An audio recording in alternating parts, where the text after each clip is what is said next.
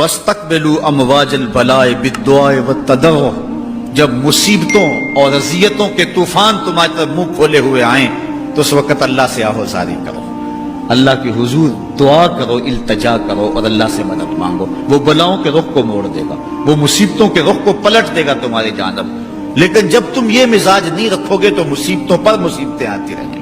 حضرت موسیٰ علیہ السلام کے پیٹ میں درد کا احساس ہوتا ہے تو کوہ طور پہ چلے گئے، کیسے جلیل القدر نبی تھے، اللہ سے ڈائریکٹ رابطے تھے، اور جا کے کہا مالک میرے پیٹ میں درد ہو رہا ہے۔ اللہ اکبر۔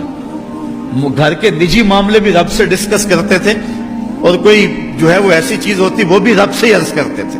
کہا میرے مالک میرے پیٹ میں درد کا احساس ہو رہا ہے، دوائی کی پوری لینی ہے تو وہ بھی جا کے کوہ طور سے رب سے ہی لیتے تھے۔ تو اللہ تعالیٰ فرمایا فلان جنگل میں چلے جاؤ، وہاں اس شکل کے پتوں کی ایک بوٹی ہے، اس کو توڑو نچوڑو، اس کا پانی پیو، تمہیں شفا مل جائے گی۔ حضرت موسیٰ علیہ السلام گئے اور جا کے بوٹی کو توڑا نچوڑا، پانی پیا، شفا ہو گئی۔ کچھ عرصہ بیتا، دوبارہ اسی طرح کا درد جاگا۔ اب نسخہ تو ذہن میں تھا، کوہ طور پہ نہ گئے، اس جنگل میں چلے گئے اور جا کے بوٹی کو توڑا، اس کے پتے نچوڑے، پانی نکالا، پیا، لیکن درد اور زیادہ بڑھ جاتا۔ پھر دوبارہ آئے کوہ طور پہ، کہا مالک میں نے اسی درد پہ دوبارہ وہی بوٹی کا پانی پیا ہے لیکن درد بڑھ گیا ہے۔ کہا موسیٰ اب جو آئے ہو کوہ طور پہ پہلے ہی آ جاتے۔ تو عرض کی مالک بوٹی بھی وہی اور درد بھی وہی۔ فرمایا سب کچھ وہی ہے لیکن پہلے میرا حکم تھا، اب میرا حکم ساتھ شامل نہیں تھا۔ شفا بوٹے میں نہیں رکھی، شفا تو میرے حکم میں رکھی ہوئی ہے۔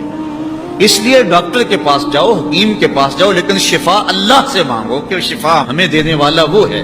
وہ ایک وسیلہ ہے، ایک ظاہری طریقہ ہے۔ حضور علیہ الصلوۃ والسلام اللہ اکبر کیا خوبصورت ارشاد فرما رہے، حسنوا اموالکم بالزکات، اپنے اموال کو زکات سے پاک کرو، وداووا مرضاکم بالصدقہ، اور اپنے مریضوں کا علاج صدقے سے کرو۔ حضور علیہ السلام نے ارشاد فرمایا کہ بندہ کہتا ہے میرا مال، اس کے مال تین ہیں۔ ایک مال وہ جو اس نے کھایا اور ضائع کر دیا، دوسرا اس کا مال وہ ہے جو اس نے پہنا اور پرانا کر دیا، اور تیسرا اس کا مال وہ ہے جو اس نے آگے بھیج دیا۔ فرمایا باقی اس کے وارثوں کا ہے، اس کا نہیں ہے۔ اس لیے ہم راہ خدا میں خرچ کرنے کا مزاج بنائیں، اس سے مال گھٹتا نہیں ہے، اس سے مال بڑھتا ہے۔ بلکہ جب راہ خدا کے اندر ہم خرچ کرتے ہیں تو ہمارا جو دوسرا مال ہے وہ بھی پاک ہو جاتا ہے۔ اللہ کے محبوب کا ایک فرمان سنیے جس کو حضرت حسن بصری رضی اللہ تعالیٰ عنہ بیان کرتے ہیں، حسنوا اموالکم بالزکات وداووا مرضاکم بالصدقہ واستقبلوا امواج البلاء بالدعاء والتضرع۔ فرمایا کہ اپنے مال کو، اپنے اموال کو زکات سے پاک کرو اور اپنے مریضوں کا علاج صدقے سے کرو، اور جب مصیبتیں اور بلائیں تمہارا رخ کریں تو پھر دعا سے اور اللہ کے حضور زاری سے اللہ کی مدد چاہو۔ آج ہم صدقے کا مزاج بہت کم کر چکے ہیں۔ اسی زمانے میں ایسا ہوتا تھا کہ جب کوئی بیمار ہوتا تھا تو سب سے پہلا کام لوگ یہ کرتے تھے کہ صدقہ دیا کرتے تھے، ڈاکٹر کے پاس پھر جایا کرتے تھے، حکیم کے پاس پھر جایا کرتے تھے، سب سے پہلے اس کی جان کا صدقہ دیا کرتے تھے۔ صدقہ قضا کو بدل دیتا ہے، تقدیر کو بدل دیتا ہے۔ صدقہ سے اپنے مریضوں کا علاج کرو۔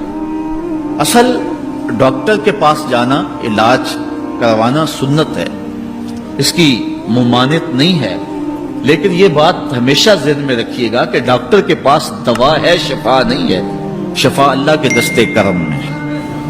اس لیے جب بھی بیمار ہو جاؤ تو پہلے صدقہ کرو اور پھر ڈاکٹر کے پاس جاؤ، اللہ اس صدقے کی برکت سے ڈاکٹر کی دوا میں شفا رکھ دے گا، کیونکہ شفا تو اس کے حکم میں نا، چیزوں میں تو شفا نہیں ہے، وہ تو اس نے حکم جہاں دے دیا وہاں شفا ہے۔